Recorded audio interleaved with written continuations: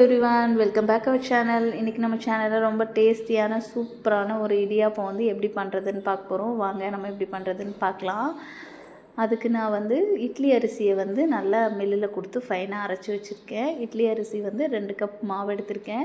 அரிசி மாவு நீங்கள் பச்சரிசியில் செய்யலாம். நான் மோஸ்ட்லி இட்லி அரிசியில் தான் செய்வேன். அவ்வளோதான். நம்ம இது வந்து 2 கப் அளவுக்கு எடுத்திருக்கேன். அதிலே ஒரு 4 கப் அளவுக்கு தண்ணி சேர்த்து நல்லா கொதிக்க விட்டுக்கோங்க. மாவில் கொஞ்சமாக உப்பு சேர்த்து இந்த கொதித்த வாட்டரை வந்து நம்ம அதில் சேர்த்து நல்லா ஆட் பண்ணி அப்படியே கம்ப்ளீட்டாக க்ளோஸ் பண்ணி வச்சிடலாம்.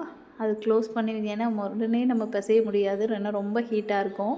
அதனால் அப்படியே கம்ப்ளீட்டாக க்ளோஸ் பண்ணி வச்சுடுங்க. அவ்வளோதான். இப்போ நம்ம க்ளோஸ் பண்ணி எடுத்து வச்சு நம்ம வந்து இதை சப்பாத்தி மாவு பாசத்துக்கு பிசைஞ்சு நம்ம வந்து இடியாப்பம் வச்சில் புளிய ஆரம்பிச்சிடலாம். நம்ம வந்து நமக்கு சின்ன சின்னதாகவும் புளியலாம். நான் வந்து பெருசு பெருசாக புழிஞ்சிருக்கேன். அவ்வளோதான். நம்ம இதை வந்து எல்லா தட்டையும் புழிஞ்சாச்சு. இப்போ நம்ம இதை வந்து நார்மலாக இட்லி பாத்திரத்தில் வச்சு ஒரு 10 மினிட்ஸ் வேக வச்சிங்கன்னா போதும். 10 மினிட்ஸுக்கு கம்மியாகவே இது வெந்துடும். அது கேப்பில் நம்ம வந்து இப்போது தேங்காய் பால் எடுக்க ஆரம்பிச்சிடலாம். நான் வந்து அதுக்கு ஒரு 1.5 தேங்காய் அளவுக்கு எடுத்திருக்கேன். 1.5 தேங்காய் வறுத்து சின்ன சின்ன சில்லாக எடுத்து மிக்ஸி ஜாரில் சேர்த்துக்கோங்க. நான் இப்போ 2 பேட்சாக சேர்த்து அரைக்க போகிறேன்.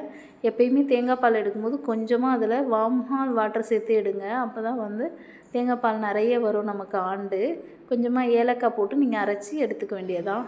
ஃபைனலாக நம்ம நாட்டு சர்க்கரை தூவி சர்வ் பண்ண ஆரம்பிச்சிடலாம். இடியாப்பம் வந்து ரொம்ப ஒரு ஹெல்த்தியான ரெசிபி. நீங்களும் உங்கள் வீட்டில் ட்ரை பண்ணி பாருங்கள். ரொம்பவும் குழந்தைகளுக்கெல்லாம் ரொம்ப நல்லது. நீங்களும் ட்ரை பண்ணி பார்த்துட்டு எப்படி இருக்குன்னு கமெண்ட் பண்ணுங்கள். தேங்க்யூ. பாய் பாய். மறக்காமல் நம்மளோட சேனலை சப்ஸ்கிரைப் பண்ணுங்கள்.